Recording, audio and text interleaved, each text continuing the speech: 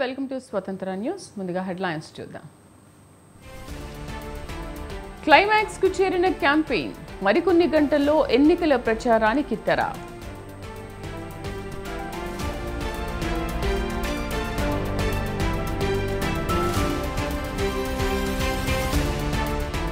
చిలకలూరిపేటలో CM Jagan ఎన్నికల ప్రచారం సాయంత్రం పిఠాపురం సభతో ముగింపు.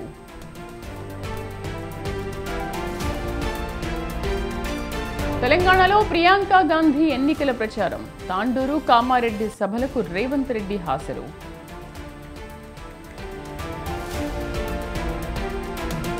తెలంగాణలో అమిత్ షా ఎన్నికల ప్రచారం వికారాబాద్ వనపర్తి సభల్లో కేంద్ర మంత్రి.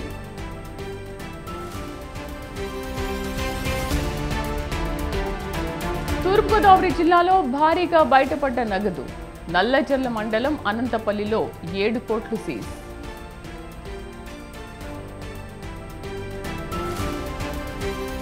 హనుమాన్ను దర్శించుకోనున్న కేజ్రీవాల్ మధ్యాహ్నం దక్షిణ ఢిల్లీలో ప్రచారం.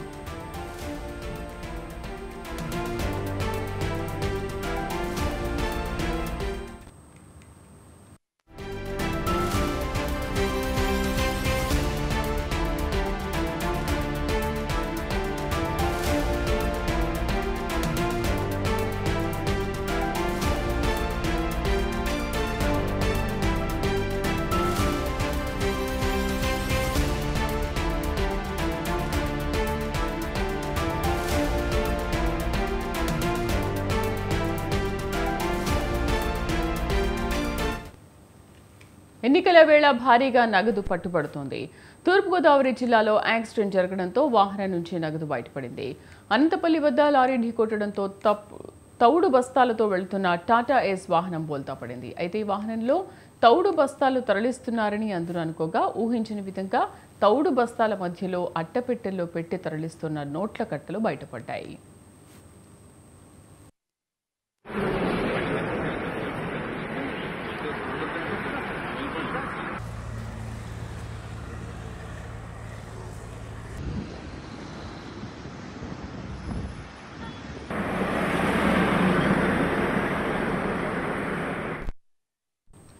ఏడు పెట్టెల్లో బయటపడ్డ నోట్ల కట్టలు చూసి ఒక్కసారిగా కంగుతున్న స్థానికులు వెంటనే పోలీసులకు సమాచారం అందించారు.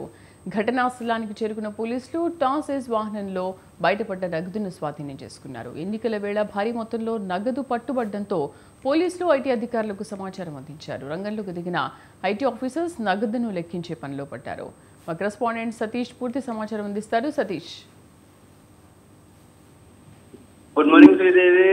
ఈ రోజు అయితే హైదరాబాద్ నుంచి మండపేట వెళ్తున్న కెమికల్ పౌడర్లు వ్యాన్ లో తీసుకువెళ్తున్నారు. అదుపు తప్పి అక్కడ పక్కనే ఉన్న ఒక లారీని ఢీకొనడంతో కెమికల్ వ్యాన్ తిరగబడడం జరిగింది టోల్ ప్లాజా సమీపంలో.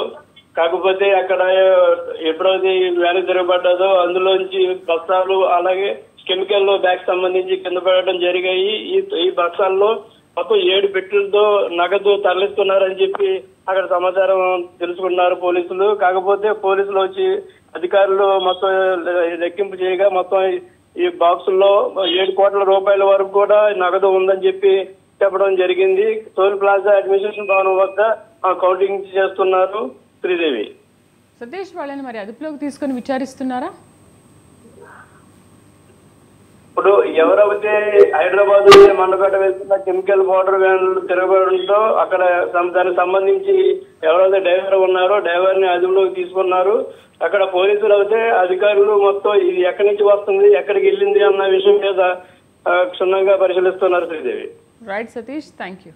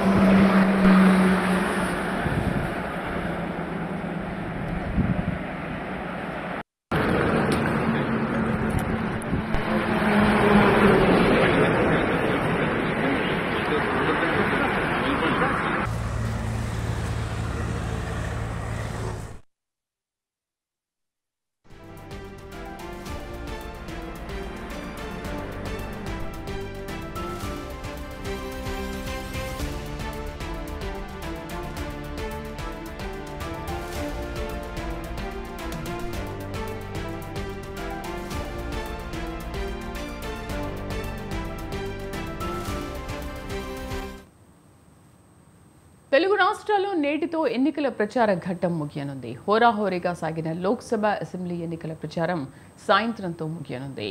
ఏపీ, తెలంగాణ సహా 10 రాష్ట్రాల్లో సాయంత్రం 5 గంటలకు ప్రచారం పూర్తవుతుంది. చివరి రోజు అన్ని పార్టీల నేతలు పోటాపోటీగా ప్రచారాన్ని స్పీడప్ చేశారు.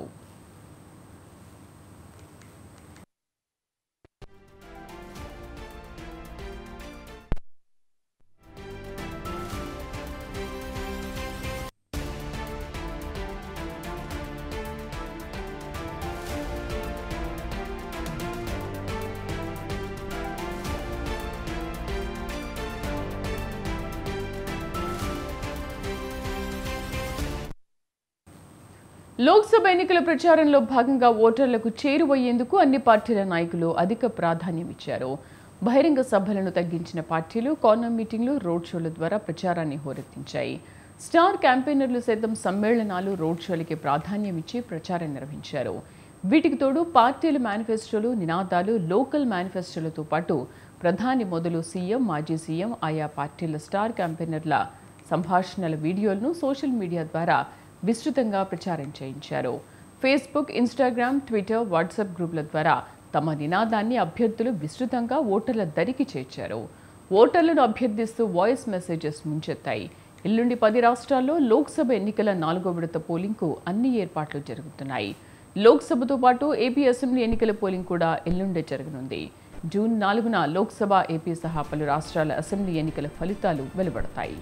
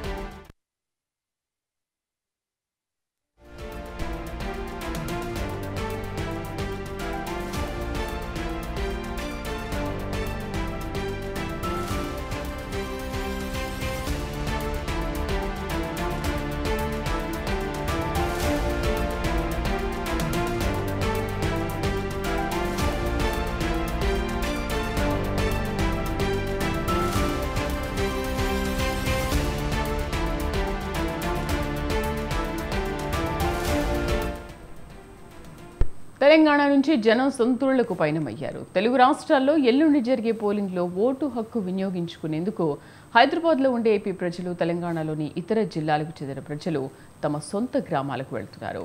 దీంతో బస్టాండ్లు, రైల్వే స్టేషన్లు రద్దీగా మారాయి. 10 రోజుల నుంచే బస్సుల్లో సీట్లన్నీ ఫుల్ అయిపోయాయి. ముఖ్యంగా విజయవాడ, విశాఖపట్నం, తూర్పుగోదావరి, ఒంగోలు, గుంటూరు తదితర జిల్లాలకు వెళ్లే వారితో హైదరాబాద్లోని పలు బస్టాండ్లలో ప్రయాణికులతో రద్దీ ఏర్పడింది. హైదరాబాద్ నుంచి ఏపీ ఓటర్లు వెళ్లిపోతుండటంతో టోల్ ప్లాజాల వద్ద భారీగా ట్రాఫిక్ జామ్ ఏర్పడింది.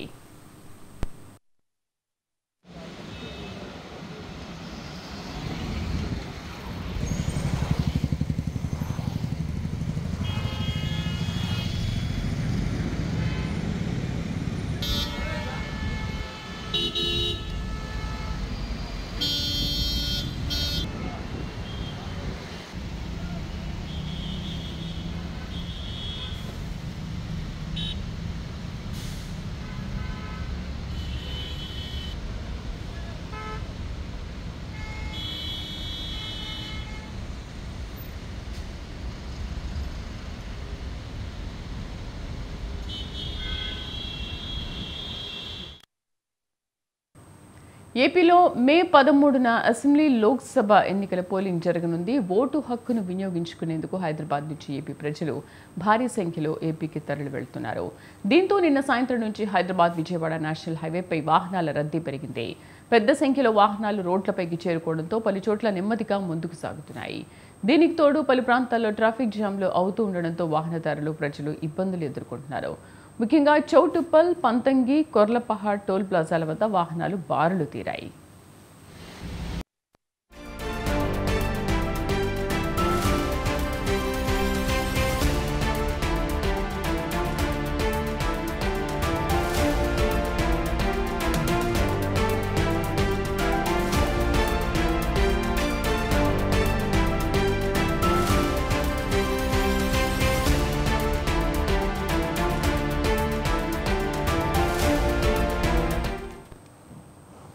చివరి రోజు తెలంగాణ కాంగ్రెస్ ప్రచారాన్ని ముమ్మరం చేసింది. పార్టీ అగ్రనేత ప్రియాంక గాంధీని రంగంలోకి దింపింది. ఇవాళ ప్రియాంక గాంధీతో కలిసి ముఖ్యమంత్రి రేవంత్ రెడ్డి తాండూరు, కామారెడ్డిలో పర్యటించనున్నారు. కాసేపట్లో పటాన్చెరు కార్నర్ మీటింగ్లో పాల్గొననున్నారు. మధ్యాహ్నం 1 గంటకు తాండూరు జనజాతర సభకు ప్రియాంక గాంధీ, రేవంత్ రెడ్డి హాజరవుతారు. సాయంత్రం 3:15 ప్రియాంక గాంధీతో కలిసి కామారెడ్డిలో రోడ్ షోలో సీఎం రేవంత్ రెడ్డి పాల్గొననున్నారు.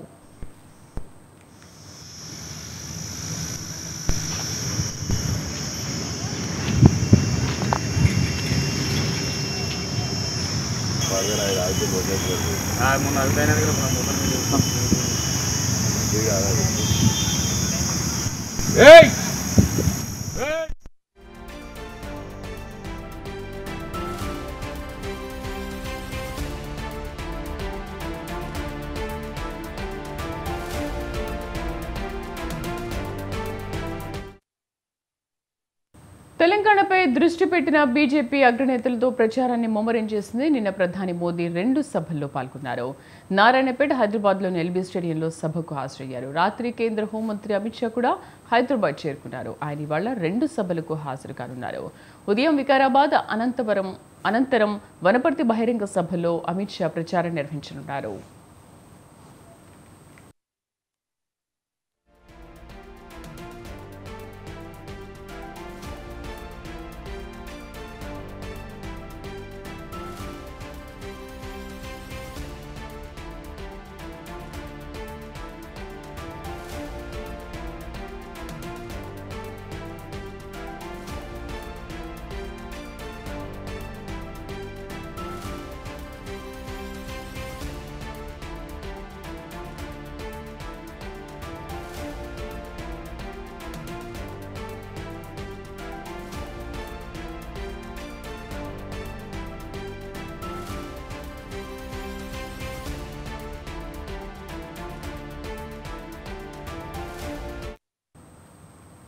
తెలంగాణపై దృష్టి సారించిన బీజేపీ అగ్రనేతలతో ప్రచారాన్ని ముమ్మరం చేసింది. నిన్న ప్రధాని మోదీ 2 సభల్లో పాల్గొన్నారు. నారాయణపేట, హైదరాబాద్లోని ఎల్బీ స్టేడియంలో సభకు హాజరయ్యారు. ఇక రాత్రి కేంద్ర హోంమంత్రి అమిత్ షా కూడా హైదరాబాద్ చేరుకున్నారు. ఆయన ఇవాళ 2 సభలకు హాజరవుతున్నారు. ఉదయం వికారాబాద్, అనంతరం వనపర్తి బహిరంగ సభల్లో అమిత్ షా ప్రచారాన్ని నిర్వహించనున్నారు.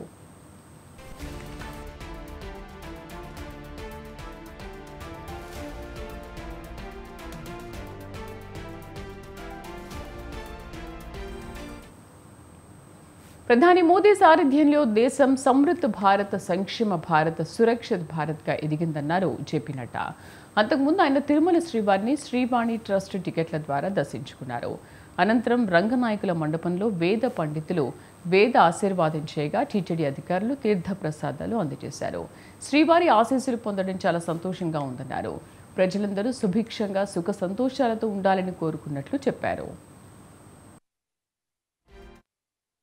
वेंकटेश्वर के लॉर्ड वेंकटेश्वर का आशीर्वाद प्राप्त हुआ।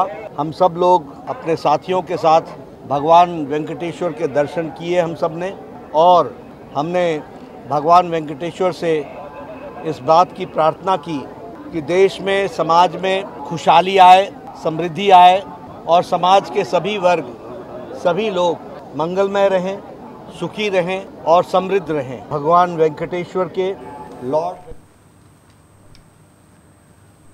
ఎన్నికలకు ఇంకా కొన్ని గంటల వ్యవధి మిగిలి ఉంది. పార్టీలు ప్రచారంలో దూసుకుపోతున్నాయి. ప్రజలను మెప్పించేందుకు ప్రధాన పార్టీల అభ్యర్థులు నానా ప్రయత్నాలు చేస్తున్నాయి. అధికార ప్రతిపక్షాలు ఎవరికి వారు గెలుపుపై ధీమా వ్యక్తం చేస్తున్నాయి. మరి ప్రజలు ఏం ఆలోచిస్తున్నారు? కర్నూలు ఓటర్ల నేతల నుంచి ఏం ఆశిస్తున్నారు? వారిని అడిగి తెలుసుకుందాం.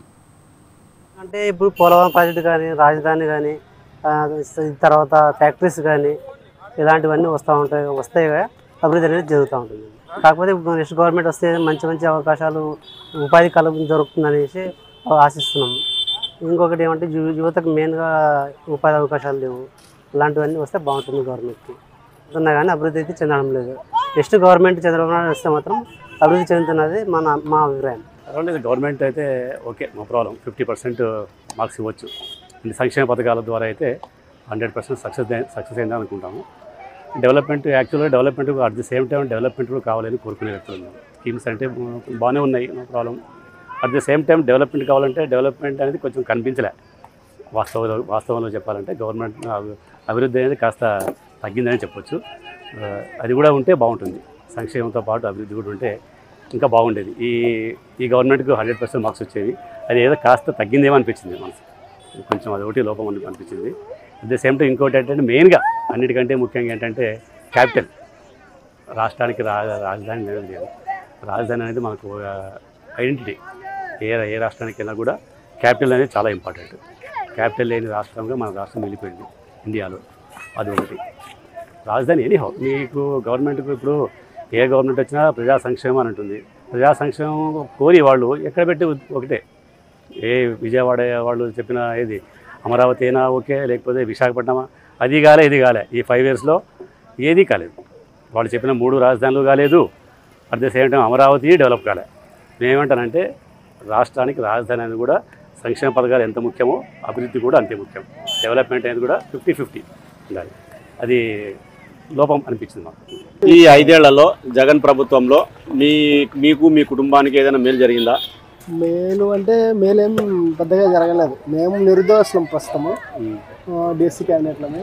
మాకు గవర్నమెంట్ నుంచి అయితే మాత్రం ఎటువంటి సపోర్ట్ లేదు. ఇంకా డిఎస్సి కూడా పడాలే మనకు. ఈ వచ్చిన వెంబడే తొందరగా అంటే 6 months 7 months లోపల డిఎస్సిని వెళ్తామన్నారు. కానీ లాస్ట్ 5 years అయిపోయింది ముందులో, అంటే ఎలక్షన్ ముందులో డిఎస్సి మళ్ళీ స్టార్ట్ చేశారు. కానీ మళ్ళీ అది వాయిదా వేయడం జరిగింది. దాంతోపాటుగా నిరుద్యోగులే కాకుండా యువకులు, ఎడ్యుకేషన్ డిపార్ట్మెంట్ అయితేనేమి, తర్వాత మిగతా హెల్త్ డిపార్ట్మెంట్ అయితేనేమి, కొన్ని జరిగాయి, కొన్ని జరగలేదు. అన్నీ జరిగాయని చెప్పలేము, అన్నీ జరగలేదని కూడా చెప్పలేము. కాకపోతే చేంజ్ అయితే మాత్రం గవర్నమెంట్ కావాల్సిందే. అంటే ఎంఎన్ఏ విషయం చెప్పండి సార్. ఎంఎన్ఏలో అయితే వైఎస్ఆర్ సంక్షేమ పథకాలు బాగున్నాయి, కానీ ఏం అభివృద్ధి జరగదు. సంక్షేమ పథకాలు ప్రతి ఒక్కరికి ఆల్మోస్ట్ అందరికీ లభించింది. దానివల్ల ఎస్సీ బీసీ వాళ్ళు చాలా హ్యాపీగా ఉన్నారు. అది ప్రతి ఒక్కరికి చాలా వరకు బెనిఫిట్సే ఉన్నాయి. కానీ ఎంఏలో మాత్రం నేను లోకల్ లీడర్స్ ఏం డెవలప్ చేయలేదు. అది మాత్రం గ్యారెంటీ.